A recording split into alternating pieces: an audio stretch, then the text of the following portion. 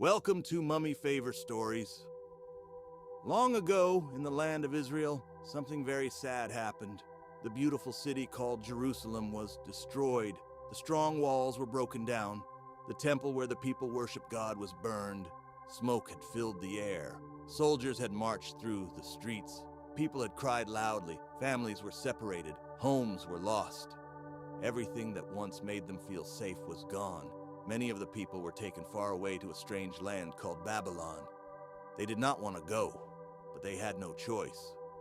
They walked for many days. Some were tired, some were weak.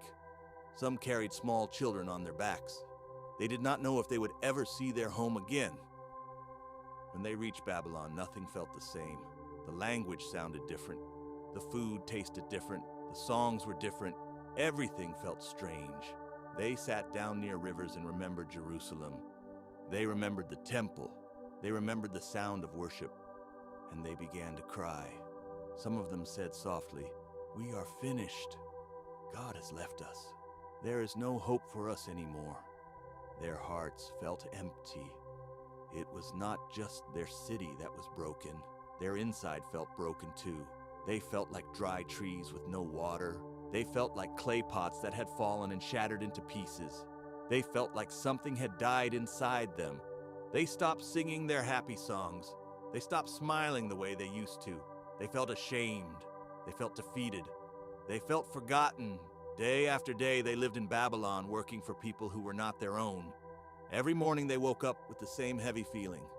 Will things ever change? Can life ever be good again? But deep inside their sadness, there was still one man listening carefully to God. His name was Ezekiel. He was also in Babylon with them. He also saw the brokenness. He also heard the crying. He also felt the pain of his people. But unlike many others, Ezekiel did not stop talking to God. While the people said, "It is over," Ezekiel prayed. While the people said, "We are dead," Ezekiel listened. He knew that even when everything looks finished, God is not finished. And one day, while Ezekiel was among the captives, something unusual began to happen. The air felt different. The moment felt heavy and holy. It was as if heaven was about to speak. This is where segment 1 ends. The people feel hopeless. The nation feels dead. But God is about to show Ezekiel something that will change everything. The air still felt heavy. The people were still sad. Nothing around them had changed. They were still in Babylon. They were still captives. They still felt broken inside. But something was about to happen to Ezekiel. One day, while Ezekiel was alone, the power of God came upon him. It was not like an ordinary day. It was not like a normal prayer time. Something stronger, something deeper, something holy surrounded him. It was as if God gently lifted him, not with hands, but with his spirit. Ezekiel did not move his feet, but suddenly he was somewhere else. He found himself standing in a very wide valley. It was quiet, too quiet. There were no trees, there was no grass, there was no water. The ground looked dry and cracked. The sun felt hot above him. And then he looked down. Bones. Bones everywhere. Not one or two, not 10, thousands. Bones scattered all over the valley floor. They were not fresh bones. They were very dry bones, white, hard, old. These bones had been there for a long time. There was no life, no movement, no sound, just silence. God began to walk Ezekiel around the valley. Step by step, Ezekiel saw more bones. Everywhere he turned, bones. It looked like a place where hope had died. It looked like a place where everything had ended. Then God asked him a question. It was a simple question, but very powerful. "Son of man, can these bones live?" Ezekiel looked at the bones again. They were dry. They were scattered. They were completely dead. There was no heartbeat, no breath, no skin, no muscles, nothing. Humanly speaking, the answer was clear, no. But Ezekiel did not answer like a normal man. He said, "O Lord God, only you know." He did not say yes. He did not say no. He put the answer in God's hands because he understood something. What is impossible for man is not impossible for God. The valley looked dead, but God was standing there. And when God is present, anything can happen. Ezekiel stood quietly in the middle of death and dryness. He did not yet know what God was about to do, but he knew one thing: God would not bring him there for nothing. And then God spoke again. This time, he gave Ezekiel an instruction. Something strange, something bold, something that did not make sense. Speak to the bones. Ezekiel is standing in a valley full of dry bones. God has asked a big question, and now a miracle is about to begin. Ezekiel was still standing in the middle of the valley. The sun was hot, the ground was dry, bones were everywhere. There was no life, there was no movement, there was only silence. Then God spoke again. His voice was strong but calm. He said, "Prophesy to these bones, speak to them." This sounded strange. How can someone talk to bones? Bones cannot hear. Bones cannot think. Bones cannot move. But Ezekiel had learned something important. When God tells you to speak, you speak, even if it does not make sense. So Ezekiel opened his mouth. His voice echoed across the valley. "Oh, dry bones, hear the word of the Lord." The valley was still. The bones did not move yet, but Ezekiel continued just as God told him. "This is what the Lord God says. I will make breath enter you, and you shall live. I will put sinews on you. I will bring flesh upon you. I will cover you with skin, and you shall know that I am the Lord." As soon as he finished speaking, something happened. A sound. A small sound at first, like a click, then another, then another. Suddenly, a rattling noise filled the valley. Rattle, shake, clatter. Bones began to move. Ezekiel's eyes grew wide. The bones were coming together. A foot bone joined to a leg bone joined to a hip bone. A rib cage formed. A skull rolled and connected to a spine. Every bone found its place. It was not messy. It was not confused. It was perfect. God knew exactly where every bone belonged. Soon skeletons were lying everywhere. But it did not stop there. Before Ezekiel's eyes, muscles began to form. Tendons stretched across the bones. Flesh covered the skeletons. Skin wrapped around them. Now, where there had been scattered bones, there were bodies. Full bodies. Complete. Perfectly formed. But something was still missing. They were not moving. They were not breathing. They were not alive. They looked like people sleeping on the ground. The valley that once had dry bones now had lifeless bodies. It was amazing, but it was not complete. Ezekiel stood there, breathing fast. He had just seen a miracle. But God was not finished yet. The bodies were formed, but there was still no breath, no life inside. And then God spoke again. This is where segment 3 ends. The bones have come together. The bodies are formed, but life has not yet entered them. Something greater is about to happen. The valley was no longer full of dry bones. Now it was full of bodies, arms, legs, faces, skin. Everything looked complete. If someone walked into the valley at that moment, they would think the people were just sleeping. But they were not sleeping. They were not breathing. They were still lifeless. Ezekiel stood there quietly. His heart was beating fast. He had just seen bones come together. He had just seen flesh grow, but he knew something was missing, life. Then God spoke again. "Prophesy to the breath," God said. "Prophesy, Son of Man, and say to the breath, this is what the Lord God says. Come from the four winds, O breath, and breathe into these slain, that they may live." This time, Ezekiel was not speaking to bones. He was speaking to breath, to wind, to something invisible. It still did not make sense in a normal way, but Ezekiel did not question. He obeyed. He lifted his voice again in the middle of the valley. "Come, O breath, come from the four winds.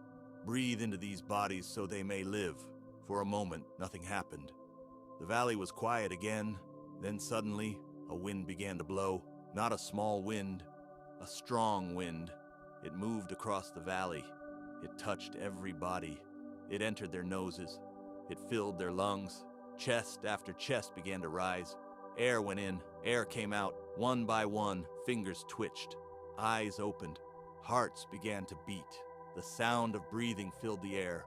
The bodies that were lying down slowly began to move. They pushed themselves up. They stood on their feet, not weak, not confused, strong, alive, full of power. What had once been dry bones was now a living army, a very great army. The valley that had looked like death now looked like strength. Ezekiel could hardly believe his eyes. Moments ago, there had been nothing but dryness and silence. Now there was movement. Now there was breath. Now there was life. The impossible had just happened. The same God who asked, "Can these bones live?" had just answered his own question. Yes, they can live. Because when God speaks, life comes. And when God sends his breath, everything changes. Ezekiel stood there in awe. But God was not finished yet. There was a meaning behind this vision. A message bigger than the valley. A message for the people who felt broken. A message for the nation that felt dead inside. And God was about to explain it. The valley was no longer quiet. Where there had been dry bones, there was now a great army standing strong. They were alive. They were breathing. They were ready. Ezekiel stood there, amazed. His heart was still beating fast. He had seen bones come together. He had seen flesh appear. He had seen breath enter lifeless bodies. But now, God began to speak again. This time, he explained what everything meant. "Son of man," God said, "these bones are the whole house of Israel." Ezekiel listened carefully. God continued, "My people are saying, our bones are dried up. Our hope is gone. We are cut off." Suddenly, Ezekiel understood. The valley was not just about bones. It was about people. It was about the men, women, and children sitting in Babylon feeling hopeless. When they said, "We are finished," they were speaking like dry bones. When they said, "There's no future for us," they were thinking like dead bodies. Inside, they felt empty. Inside, they felt lifeless. Inside, they felt forgotten. But God was showing Ezekiel something very important. What people call dead, God can call alive. Then God gave a promise. "Tell them this," God said. "I will open your graves and bring you up from them. I will bring you back to your own land. I will put my spirit in you, and you shall live." This was not just about bones standing up. This was about a nation rising again. God was saying, "You are not finished. You are not forgotten. This is not the end of your story." Even though Jerusalem was destroyed, even though they were far from home, even though everything looked broken, God still had a plan. He would restore them. He would bring them back. He would breathe new life into their hearts. And when that happened, they would know that He is the Lord. Ezekiel now understood why God brought him to the valley. The valley looked like death, but it was really a picture of hope. The people felt like dry bones, but God saw a future army. The people felt buried, but God promised resurrection. Segment 5 ends here. God has explained the vision. The dry bones are the people. The breath is His Spirit, and hope is beginning to rise again. But now the question remains, will the people believe this promise? Ezekiel was still thinking about everything God had shown him. The valley, the bones, the shaking, the breath, the army standing strong. Now he understood the meaning. But God was not finished speaking. There was more. God wanted His people not only to live again, He wanted them to stay alive. So God gave another promise. He said, "I will gather my people from the places where they have been scattered. I will bring them back to their own land." This meant they would not stay in Babylon forever. This pain was not forever. This captivity was not forever. God continued, "I will make them one nation again. They will not be divided anymore." Before this time, the nation had been split into two kingdoms. They had fought each other. They had disagreed. They had turned away from God. But now God was saying, "I will make you one again. Not just alive, united, strong, together." Then God said something even more powerful. "I will give them a new heart." This was very important, because the real problem was not just broken walls. The real problem was broken hearts. The people had turned away from God before everything was destroyed. They had followed other things. They had forgotten his ways. But now God promised, I will clean you. I will forgive you. I will put my spirit inside you. This was not just about going back to their land. This was about becoming new inside. It was like God was saying, I don't just want to fix your outside life. I want to fix your inside life too. Then he gave them one more beautiful promise. My servant David will be king over them, and they will have one shepherd. This meant a future leader, a good shepherd, someone who would guide them the right way, someone who would care for them. God also promised peace. I will make a covenant of peace with them, peace that lasts, peace that does not break, peace that does not depend on enemies or wars. And finally God said, my dwelling place will be with them. I will be their God, and they will be my people. This was the greatest promise of all. God would not leave them. God would stay with them. The people who once cried, we are cut off, would now say, God is with us. The message was now clear. Ezekiel had seen the valley. He had seen the bones. He had seen the breath. He had heard the promises. Now it was time to share the message with the people. The same people who had been sitting by the rivers of Babylon. The same people who had been saying, our hope is gone.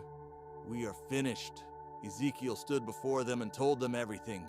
He told them about the dry bones. He told them about the shaking. He told them about the breath. He told them about the great army. At first, some people looked confused. Some people looked unsure. But as he continued speaking about God's promise, something began to change. A small light began to shine in their hearts. If God can make dry bones live, maybe he can help us too. If God can turn a valley of death into a strong army, maybe our story is not over. Slowly, their thinking began to change. Instead of saying, we are dead, they began to say, maybe God still has a plan. Instead of saying, there is no future, they began to whisper, God promised to bring us back. Hope is like a small seed. At first it looks tiny, but when you believe it and water it with faith, it grows. The people began to pray again. They began to remember God's words again.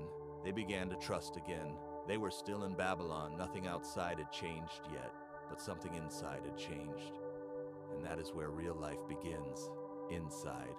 They now knew something important. God had not forgotten them. God had not left them. God was still able to bring life where there was death. And in time, just as God promised, he would restore them.